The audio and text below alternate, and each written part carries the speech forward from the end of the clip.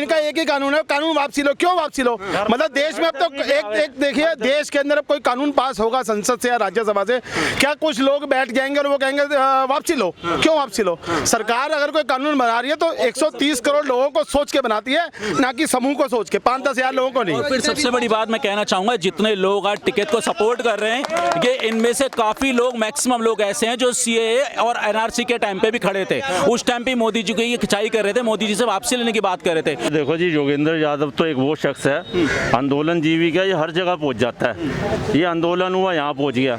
JNU में हिंसा हुई थी, वहाँ पहुंच गया। जामिया मिलिया में हिंसा हुई, वहाँ पहुंच गया।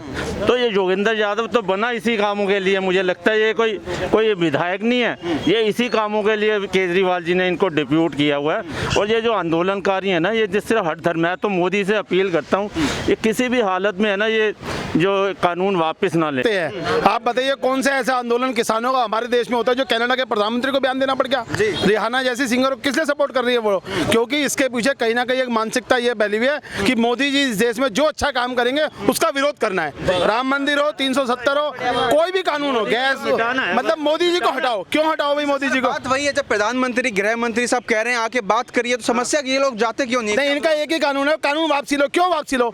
मतलब देश में अब तो एक देखिए, देश के अंदर अब कोई कानून पास होगा संसद से या राज्यसभा से, क्या कुछ लोग बैठ जाएंगे और वो कहेंगे वापसी लो? क्यों वापसी लो? सरकार अगर कोई कानून बना रही है तो 130 करोड़ लोगों को सोच के बनाती है, ना कि समूह को सोच के, 5-10 हजार लोगों को नहीं। फिर सबसे बड़ी बात मैं कहना चाहूंगा, जितने लोग आज टिकट को सपोर्ट कर रहे हैं, ये इनमें से काफी लोग, मैक्सिमम लोग ऐसे हैं जो सीएए और एनआरसी के टाइम पे भी खड़े थे। उस टाइम पे मोदी जी को ये खिंचाई कर रहे थे, मोदी जी से वापसी लेने की बात कर रहे थे। तो ये सोची समझी साजिश के तहत हो रहा है। ये तो इनकी शुरुआत है। इसके बाद ये मतलब आपकी जो बाकी के जो भी हमारे मतलब कानून पास हुए हैं, उन सबके खिलाफ ये लोग ऐसे ही बैठे रहेंगे।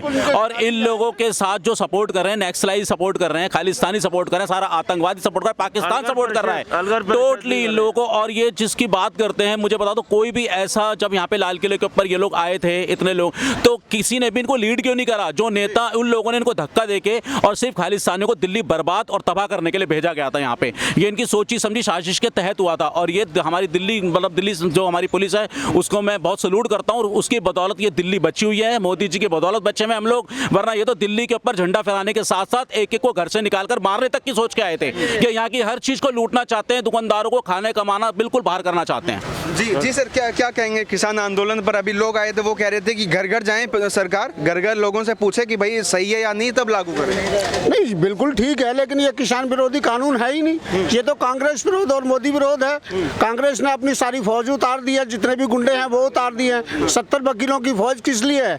इसमें है क्या? अगर कुछ गलत है तो वो वार्ता करते क्यों नहीं है सरकार से? सरकार तो पूरी तरह तैयार है बात करने के लिए। इसके पीछे मानसिकता सिर्फ इतनी है कि आज ये कानून वापस लाने की कहेंगे, कल को सीएए के खिलाफ आ जाएंगे, 370 के खिलाफ आ जाएंगे। अगर इसी तरह वापस होते रहे कानून तो देश का बेड़ा गर्क हो जाएगा। ये मोदी विरोध है और भी कोई और कुछ नहीं है। सर भाई, जब यूपीए की सरकार थी तब मनमोहन सिंह खुद कहते थे कि हम ऐसा लाएंगे, एक देश एक मंडी रखेंगे। अब यू टर्न ले रहे हैं। आप ये देखिए, खाली किसान आंदोलन, ये किसान बिल की बात नहीं है। आज से ठीक 2 साल पहले जब कश्मीर को लेकर 370 का कानून लाया गया था, उसको हटाया गया था, तब भी कुछ विरोधी ताकतें देश की ऐसी थी जो बाहर की ताकतों के साथ मिलकर ये कहती थी कि इस देश के अंदर तिरंगा उठाने वाला नहीं मिलेगा। क्या हुआ? कश्मीर शांत है बिल्कुल। कश्मीर में अभी देखिए कौन से इलेक्शन हुए थे, कुछ हुआ वहाँ पे? बीजेपी जीती है, वहाँ से निकल के आई है बीजेपी की सीटें, कश्मीर से, घाटी से निकल के आई है। जहाँ पिछले 70 साल से कश्मीर का कोई सपोर्ट, कश्मीर में कोई सपोर्ट नहीं था, भारतीय जनता पार्टी को वो सपोर्ट मिला है। तो इसका मतलब सिर्फ एक ही है कि चाइना, पाकिस्तान जैसी ताकतें जो इस भारत को उभरना नहीं चाहती, वो चाहती है कि देश हमेशा दबा रहे। अब ये देश दबेगा नहीं, मोदी जी इसको बहुत अच्छा लीड कर रहे हैं। और आप देखिए आने वाले कुछ समय के अंदर देश चमकता हुआ नजर आएगा आपको बहुत ज्यादा।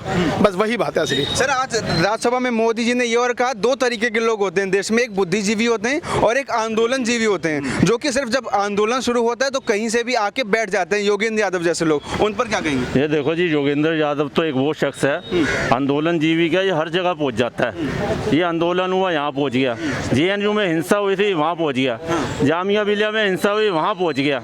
तो ये योगेंद्र यादव तो बना इसी कामों के लिए। मुझे लगता है ये कोई विधायक नहीं है, ये इसी कामों के लिए केजरीवाल जी ने इनको डिप्यूट किया हुआ है। और ये जो आंदोलनकारी है ना, ये जिस तरह हट धर्म, मैं तो मोदी से अपील करता हूँ, ये किसी भी हालत में है ना, ये जो कानून वापस ना लें। अगर ये वापस लेंगे तो आने वाले टाइम में कानूनों को सैंक्शन करना, पास कराना बहुत मुश्किल हो जाएगा और ये जो है ना फिर भीड़ तंत्र ज़्यादा आ जाएगा, तो हर जगह भीड़ बैठ जाएगी, तो किसी भी हालत में वापस ना लें इसको। क्या लगता है सर, ये जो बिल है वापस होने चाहिए या नहीं?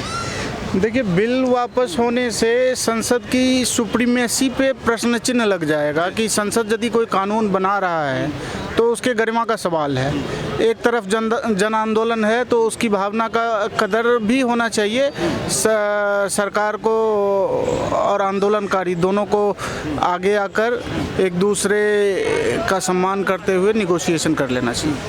क्या कहेंगे सर आंदोलन पर? ये किसान लगभग 2.25 महीने से बैठे, उस पर क्या विचार है? सर, मैं ये कहना चाहूँगा कि जवान और किसान एक आमने सामने ना आए, क्योंकि इन्हीं दोनों की वजह से ये देश टिका हुआ है। ठीक है, मोदी जी अपनी जगह बिल्कुल ठीक है, इनसे अच्छा पीएम आज तक हमारे देश में नहीं मिला, पर हम चाहते हैं ये काम शांतिपूर्वक हो, कि इस पे कुछ विचार किया जाए। ऐसा ना हो कि जवान और किसान सामने हो, क्योंकि लड़ाई झगड़े से तो कुछ होगा नहीं इसमें, तो आराम से शांति से इसमें कुछ होना चाहिए। तो मोदी जी तो कह रहे हैं आइए बैठ के बात करते हैं, बहस से ही तो बातें होंगी, लेकिन जो किसान यूनियन है वो जाके बात करती है लेकिन समाधान नहीं निकालती। मैं सर ये कहना चाहूँगा, जो मोदी जी पॉइंट कह रहे हैं कि ये जो बिल में मतलब मैं चीज़ करने के लिए तैयार हूँ, उन पे किसान को मान लेना चाहिए, क्योंकि थोड़ा बहुत तो उनको हर किसी को कुछ ना कुछ तो करना पड़ेगा, क्योंकि दोनों तरफ से ऐसा तो होगा नहीं हर बात चीज मानी जाएंगी, दोनों तरफ से दोनों को एडजस्ट करना पड़ेगा। ठीक है, मतलब एक कदम अगर सरकार चल रही है तो एक कदम किसान चलना पड़ेगा, बिल्कुल चलना चाहिए जी। लेकिन और मैं नहीं चाहता जी किसान और जवान आपस में भिड़े, क्योंकि ये देश इन दोनों से टिका हुआ है। आज मैं भी जी किसान का बेटा हूँ और जी मैं फौजी भी मेरे घर से ही है, तो जी मैं नहीं चाहता कि मेरे पिताजी और मेरे बुजुर्ग आपस में लड़े, क्योंकि ये देश हमारा एक दोनों चीज़ों से जुड़ा हुआ है। सर, राकेश टिकैत की बात करेंगे, राकेश टिकैत पर क्या कहेंगे? क्योंकि पहले राकेश टिकैत एक किसान नेता कहे जाते थे और वो किसानों से मिलते थे। आजकल राकेश टिकैत सिर्फ जाके जो पॉलिटिशियंस हैं उनसे मिलते हैं, मनीष सिसोदिया से मिल रहे हैं और भीम आर्मी वाले चंद्रशेखर से मिल रहे हैं। अभी देखिए 24 तारीख को या 25 तारीख को उनकी स्पीच आई थी कि ट्रैक्टर लेके दिल्ली में घुसेंगे, जो दिल्ली में उनको रोकेगा उनकी बक्कल उतार देंगे, और ठीक 26 जनवरी की शाम और 27 जनवरी की सुबह वो आंसुओं से रो रहे थे। क्यों, क्या हो गया था? एकदम से 24 घंटे में सब कुछ बदल गया। मतलब आप ये देखिए कि देश की गरिमा, लाल किले के ऊपर जो आप वीडियो घूम रही हैं उन पे देखिए, वो कह रहे हैं कि हटा दो तिरंगे को। इस देश के अंदर अगर तिरंगा हटाएगा, कौन सा ऐसा आंदोलन है जो इस देश से तिरंगा हटाना चाहता है? इसका मतलब कहीं ना कहीं विदेशी ताकतें मोदी जी के जो खिलाफ हैं वो सब एकजुट होकर कहीं ना कहीं किसी ना किसी कारण से, चाहे वो पंजाब से आंदोलन उठाना चाहती हैं, खालिस्तान के नाम पर, चाइना के नाम पर, पाकिस्तान के नाम पर, विपक्ष मिलके उनको वामपंथी मिलके चाहते हैं कि मोदी जी को हटाया जाए, इनको बदनाम करा जाए। आप कोई भी काम ले लीजिए, 370 हो, कश्मीर हो, कोरोना हो, कोई भी है, पिछले 6 साल में 7 साल में जो भी मोदी जी ने किया है उसका विरोध। ठीक है, आप विपक्ष में, आपका काम विरोध करना है, लेकिन सही बात के लिए तो पक्ष में आइए।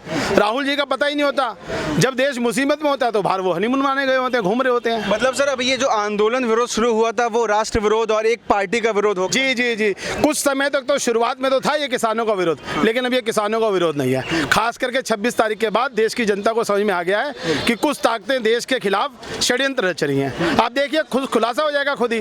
मतलब दिल्ली में आकर उपद्रव करना, दिल्ली पुलिस के संयम की बात है, उन्होंने गोली नहीं चलाई। ये चाहते थे कि दिल्ली पुलिस को ऐसी कार्रवाई कर दे ताकि ये मोदी जी की सरकार बदनाम हो जाए। राकेश टिकैत ये कह रहे हैं अगर जरूरत पड़ी तो 2 अक्टूबर तक इस आंदोलन को खींच के लेके जाएंगे, मतलब वो उससे पहले बात खत्म ही नहीं करना चाह रहे। राकेश टिकैत जो है वो उनका राजनीतिक महत्वाकांक्षा है।